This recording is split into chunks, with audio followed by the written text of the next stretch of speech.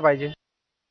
आता जाऊया पुण्यामध्ये खडकवासलामधून विसर्ग जो आहे तो करण्यात येतोय आणि त्याच्यामुळे काय झालं तर पाणी साठलं आणि पाणी साठल्यामुळे जी स्थिती आहे ती आपल्या समोर आहे। रेस्क्यू ऑपरेशन करावं लागलं। एका बाळाचीही याच्यामध्ये सुटका करावी लागली। 20 दिवसांचं अवघं हे बाळ पुण्याच्या एकतानगर परिसरामध्ये पाणी शिरल्यानंतर या बाळाची सुखरूप सुटका ही करण्यात आली। अनेकांच्या घरात पाणी शिरलं त्यामुळे नागरिकांचं स्थलांतर करण्यात आलंय।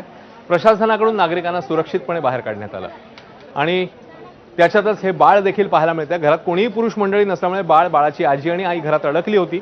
अग्निशमनने या बाळाला सुरक्षित स्थळी नेलेलं आहे। तुमच्या लेकाला चांगल्या पद्धतीने बाहेर काढलंय, तुमच्या चेहऱ्यावरचा आनंद दिसतोय, काय नेमकं म्हणणं आहे?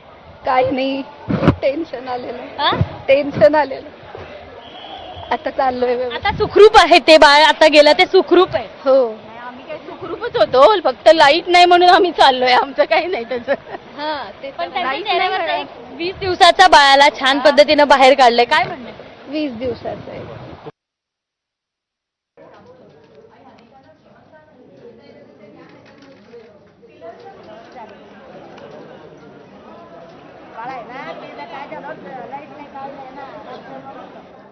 आता बातमी हिंगोलीमध्ये मुसळधार पाऊस झाला त्यामुळे नदीचं पाणी जे आहे ते शेतामध्ये शिरलं आणि त्यामुळे काय झालंय तर नुकसानाचं चित्र समोर आलंय आणि त्याची ही दृश्य आपल्या समोर आहेत।